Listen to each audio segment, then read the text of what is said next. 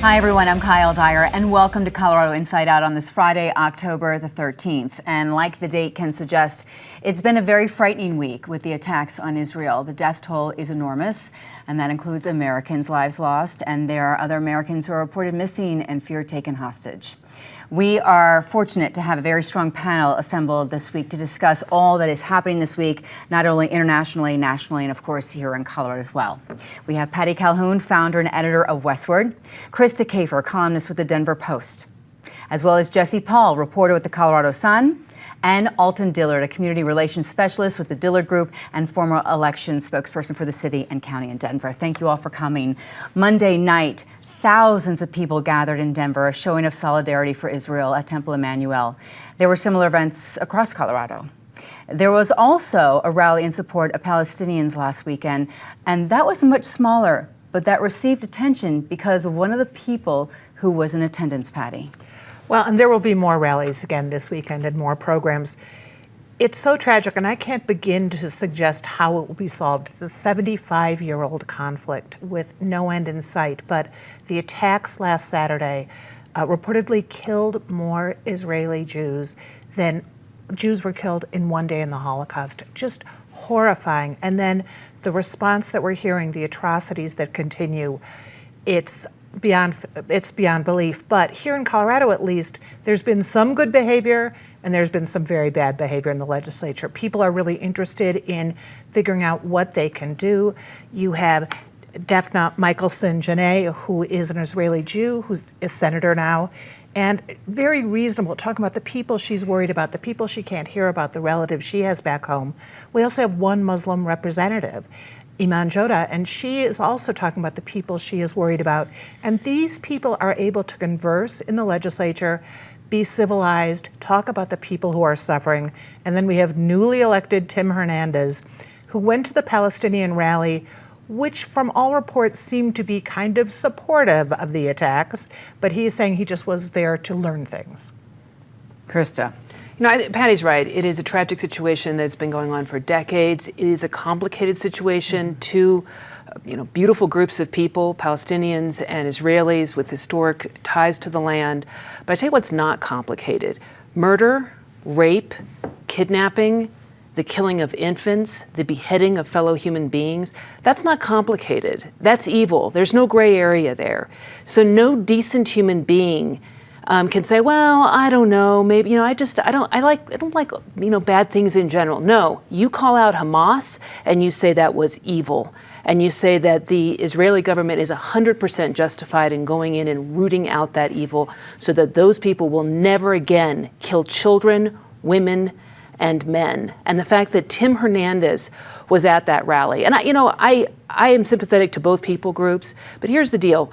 The timing of the Palestinian rally, completely inappropriate. It would be like after 9/11, after thousands of Americans, innocent Americans were murdered, if we were to have some kind of rally to talk about, why the U.S. government was wrong in some of its policies towards the Middle East. You wouldn't do that. The timing is wrong. The fact that Tim Hernandez was there, the fact that he has not fully apologized, the fact that he seems sympathetic to Hamas makes it so that it is inappropriate for him to be in the legislature. He is either acting immaturely or he simply lacks the kind of understanding of what actually happened there. And I'm not a big fan of the recall law, but it may be time for him to be recalled. He was never elected. He was appointed.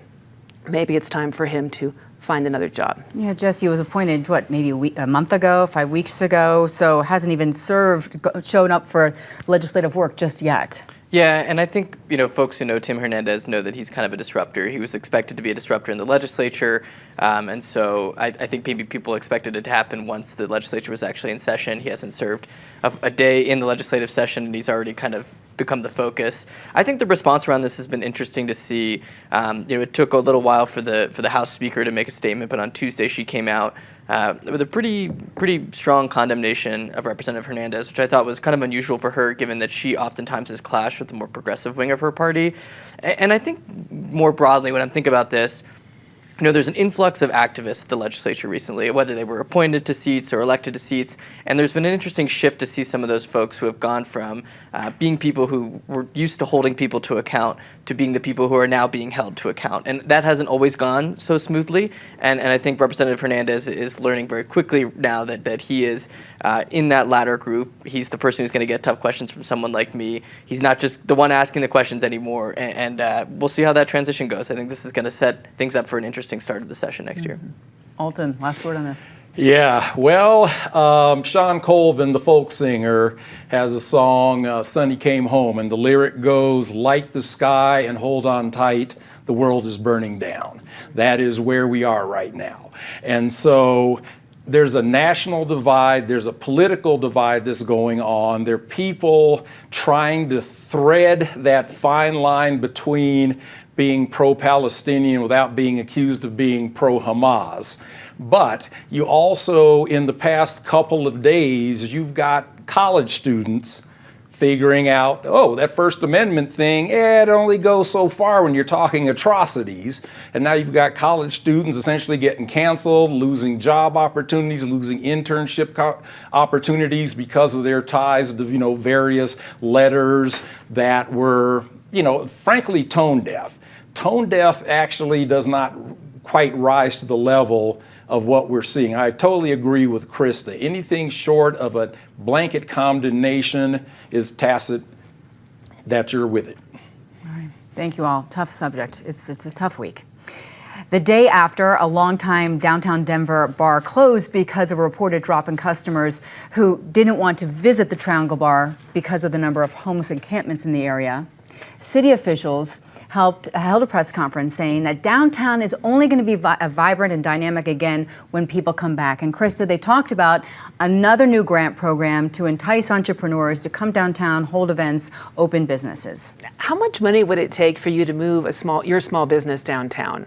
If you're, say, along Pearl Street or on Littleton, a beautiful historic Littleton Main Street, I don't think there's enough money in a grant program to lure anyone downtown, just because of the crime, the taxes, the difficulties. When somebody says, "Hey, you want to go somewhere downtown for the weekend?" and I'm always like, yeah, downtown Littleton sounds great, or Pearl Street, or any of these other fun areas where you have small businesses, great restaurants, great little boutique shops. I don't think they're going to be able to get people downtown with a grant program. They need to do something about the vagrancy. I wonder, the causation correlation question, I think, is a really interesting one.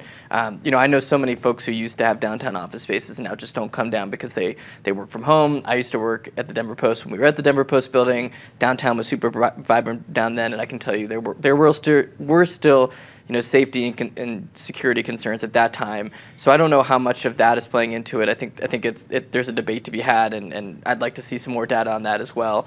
But more broadly speaking, I'm a statewide reporter. The governor recently said when he was talking about making Colorado safer that he said, quote, "These encampments and drug paraphernalia need to not be a part of Colorado." And he's not a statewide, he is a statewide elected official. He doesn't just represent Denver. So I think obviously it's becoming a political problem, one that is risen to the governor's attention just because it is so prominent. So maybe speaking against my last point, it's quite a dynamic situation. We're not going to say that downtown, like they were talking about Union Station, has become a lawless hellhole, but it still has its tricky places. I was downtown at Union Station about a week ago, and as I was being panhandled, one of the panhandlers' voices actually called me a racial slur.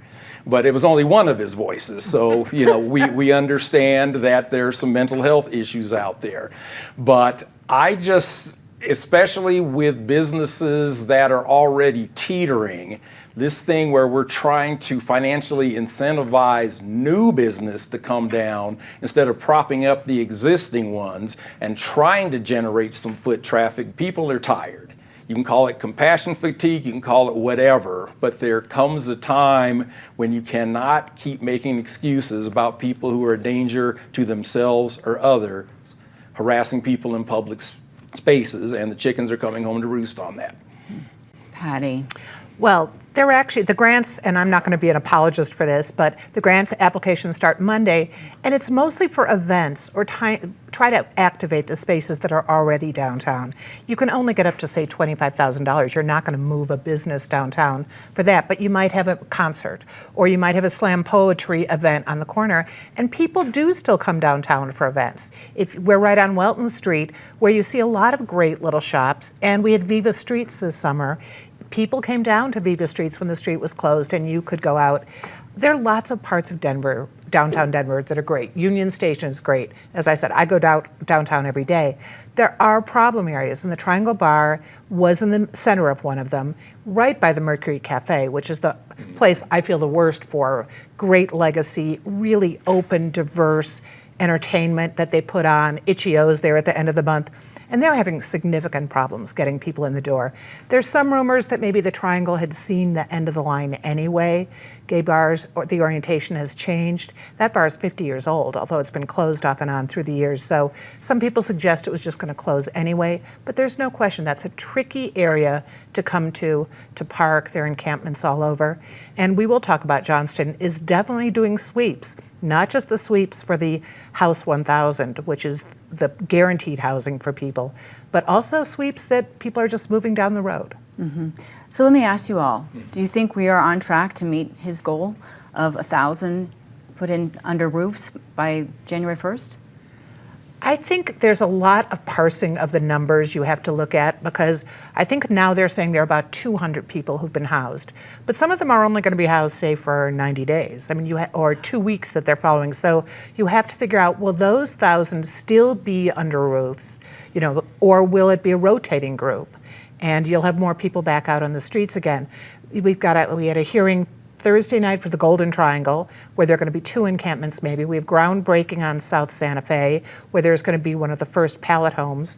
So there are people moving places, but 1,000 is going to be tough to make sure they are still in housing, 1,000 total by the end of the year. Mm-hmm. The Johnston administration's about 2.5 months into their first term, and they're making progress because the status quo was not working. But using the example, there was just a violent incident at one of the hotel shelters, and because violence is not condoned in those shelters, whether you're either the perpetrator or the victim, now you've got more people who are being displaced. So like we always talk about, it's a very complex issue. I wonder if there's like a mission accomplished moment for Mayor Johnston, right? I mean, this is something that we were talking about in our newsroom when he set the 1,000-person goal. What does that mean? How do the numbers shape? How do you count that? Do the guidelines change? What does it mean to get someone housed? And I think that's going to be something worth paying attention to that I hope someone parses out, because it does matter, whether or not you can check that box. Mm-hmm. And the other interesting thing is, people who are swept by the official sweeps, the Johnston indoor sweeps, they're the ones offered housing. The other sweeps by DOTI, the Department of Transportation, or the police, or the public health, those people aren't offered housing. Mm-hmm. Well, and some of the folks that get housing will end up back on the street, as you said. A percentage will take advantage of that opportunity, that act of mercy to adjust, to get stability, to get a job, to get sober. Other people, though, are going to end up back on the street, begging, doing the things that basically got them homeless in the first place. So call me a pessimist. I'm not sure it's going to work out so well. Okay. All right. Mayor Johnston is not the only leader dealing with a lot right now. Governor Jared Polis is also on that mission, as Jesse was mentioning, to make Colorado more affordable and safer. Let's start with you, Jesse. You spoke with him a couple of weeks ago in a really great interview, a lot of different topics. He is not giving up on a lot of the things he wants. He's not, but he's also not sharing specifics on how he wants to accomplish those big goals. And I think, that matters a lot, especially when we look at, the housing issue, affordable housing. The governor's land use bill failed last year in a pretty spectacular fashion, with Democrats unable to get on the same page in the legislature. And, I asked, are you going to bring that bill back? And he said, yes, Coloradans want bigger and bolder ideas. I don't know how going further with that bill is going to get the people who were skeptical of it on board to pass it. So I'm curious, if he breaks it up into different pieces, what changes he makes to try and get Democrats on board, what kind of pressures are put on certain lawmakers to get them to vote for the bill. And so I think those details do matter, and kind of like we're talking about with Mayor Johnston, right? Setting those goals out. Are you going to move the goalposts? What are you going to try and accomplish? How do you reach there? What guidelines do you change in order to say you actually did check that box? Mm-hmm. Okay. Yeah, and the affordability thing is definitely a statewide issue. So I keep thinking that maybe more municipalities and counties need to explore the model that they use in the ski areas and stuff. You got some places that are starting to put in more workforce housing, because just like Denver, no one can afford to work here. And so there's the housing affordability, and then as far as just overall safety, I know there's been, headlines about the 3-day gun waiting period. One of these days, we're going to get to the point where we quit thinking like people who are not criminals. And so 3-day waiting period is someone who's there for the Brady Bill, someone who saw the assault weapons ban. What has it changed? If someone's trying to get their hands on a gun, the way our society is, go find your local 15 or 16-year-old. You don't have to go to a store and deal with a 3-day waiting period. So safety and affordability are going to continue to be 2 front-page issues in our state. Patty. Well, I'll return to the ski areas that Alton was just talking about. I drove up to Glenwood Springs this weekend, and you begin to see the panic for housing and employees. You've got these incredibly wealthy areas which have incredibly wealthy tourists coming to them. So you've got the short-term rental issue, which is how can our second homes, are they going to allow them to be short-term rental? You see new ideas in Summit County, new ideas in Telluride, but there is no housing for the people who need to work in those areas. And every municipality is trying to come up with something new. Then you also have areas where there isn't as great a demand, and they were very upset when that proposal went through the legislature last year because they didn't want the density that could be allowed when they didn't have the issue of a shortage of housing. So you've got to have enough flexibility in whatever is proposed in the legislature, and I think we'd all like to know what it is. You have to have enough flexibility to deal with the very specific issues in each different municipality, because they're all different. Yeah. I'm glad Alton brought up the gun bill. I know we all want safety. There isn't a legislator or a Coloradan or probably even another human being that doesn't want safety for themselves and their communities. But all of those gun bills really affect our law-abiding people. I think about the 30-day waiting period. If I need a gun for safety, or if I need a gun because I want to go hunting, I will be impacted by that. But somebody who's buying from the black market is not going to be impacted. And somebody with ill intent, somebody who wants to murder another person, they're probably pretty happy to wait for the 3 days. I guess it only just puts off their plans by 3 days. It doesn't actually stop crime. And so I don't know that ultimately it stands up under the Bruin Supreme Court decision. I think it's kind of a wait and see long term. But I really do believe that when it comes to stopping crime, we have to go after bad people with bad intent who have done bad things, and making sure that they stay behind bars without unduly impacting law-abiding citizens. I'll say, I think one of the ways to think about these bills, and something that Democrats talk about a lot, is simple disruptions in someone's plan, whether or not it's a murder or a suicide attempt, can really make a big difference. These aren't meant to just stop people from getting guns altogether, although they do obviously slow it down, and I think that's the intent of it, just to kind of interrupt a plan. There will be people who get around it. Democrats talk about that a lot, but at the same time, again, those small, if you have to drive an extra 100 miles or you have to wait an extra day, that can change things pretty dramatically. Okay. I think it is a little confusing for some people that already there are issues being talked about for the November 2024 election when this November's ballots aren't even out yet. They do head out in the mail on Monday. Alton, just 2 statewide topics this time around. Of course, HH is getting all the attention, but let's not forget about II, which is the nicotine tax. And so also locally in Denver, in addition to the school board, which is going to again shake down union versus reformers, you also are going to have a potential extension of the preschool tax that originally got passed in 2006. And then there's also things going on, like we've talked about how Mayor Kaufman's attempt to get more power in Aurora failed. Got to see what kind of political fallout that may have. Boulder is going to be doing ranked choice voting for their mayoral election. And so there are going to be a lot of eyes on this. All elections are important, so you need to vote and return them, and you need to educate yourself, especially on the complicated things like HH. Sounds like you still have your speak from when you were at the city election office. Okay, Patty. Well, and of course, Denver wasn't the only town with an election in April. We have Colorado Springs, who has a new mayor. And you have I think it's 13 other municipalities that will now be electing mayors. in November, including the Aurora race, which is going to be fascinating to see what happens with Kaufman going up for his new term. But the ballots go out next week. People need to remember it's easy. You can just mail them in. But let's also remember the election workers. We've seen how many election workers have turned over because of how bad things have been for them since 2020, since the deniers came in. And we have to salute the people who are making sure we can still have safe, convenient elections. The very least we can do is remember to vote. Yes, I'm with you. So the only thing I dislike more than the tax increase in Proposition HH is that I can't stand the initiative process in general. On one hand, we have representative government where we elect people. We have all these processes for vetting things. And then we have this separate system in which we bypass all of that and just throw it out to the voters, throw out some emotional appeals and see what happens. And there's going to be something on probably the 2024 ballot initiative that is a great example of bad lawmaking, and that is a group has come forward and saying we should stop hunting cougars and bobcats. And I'm not a hunter of cougars or bobcats, but the people that manage our wildlife, the Parks and Wildlife Agency, they do a really good job at making sure that there is balance in the ecosystem. And if hunters pay money to hunt.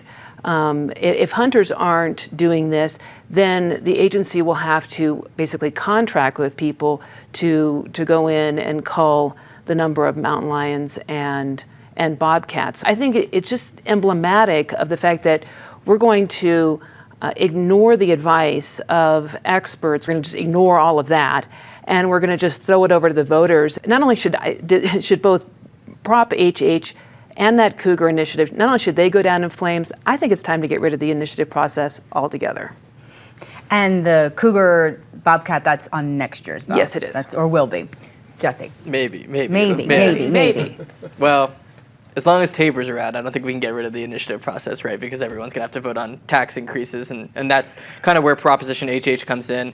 Not a tax increase, you can argue that it is. It's not raising rates, it's actually lowering them, but it's the most complicated ballot measure I've ever written about in my years covering Colorado politics. It took me 2 weeks to unpack it for a ballot explainer that we just put out this week, trying to help people understand what's going on there. And I think focusing on Prop HH, this is going to affect every single Coloradan, whether you own a home or not. And people really need to pay attention to this, do the reading, do the research to kind of dig into it. Being an off-year election, I'm kind of curious to see what the outcome is here, and also what happens if it fails, which I think is a real possibility, and how the legislature responds, whether the governor calls a special session to try and tackle property taxes. The way that all these things interact, the economic factors at play, really important. I hope voters take the time to understand Proposition HH. And where can people find your breakdown of it on Colorado Sun? Yeah, coloradosun.com. Okay, that'd be a good thing to check out. Now, let's have the panel discuss some of the highs and lows of the week. Patty, we'll start with you with something negative. Well, I would debate Krista on the initiative process, which I like. You could put reins on it, but I still think it's important. But I'm going to instead go to Washington, D.C., where you would think the congressional Republicans have bigger fish to fry than worrying about an investigation of the handling of Biden's dog.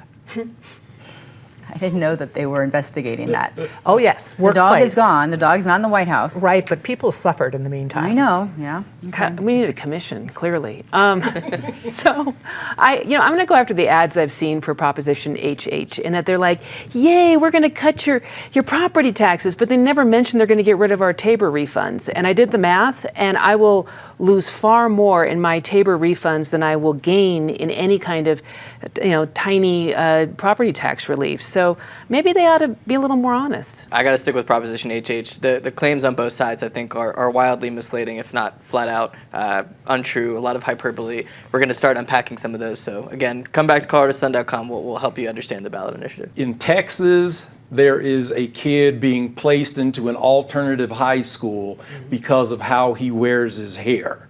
But in the Denver public schools, we're not going to do that for kids facing weapon charges or facing attempted murder charges. Our schools are turning into the Thunderdome, and principals are scared to speak out. Something has got to change with either the governance structure or, like we talked about with the election, maybe getting some school board members in place who understand that the superintendent reports to them, not vice versa. All right, something positive, please.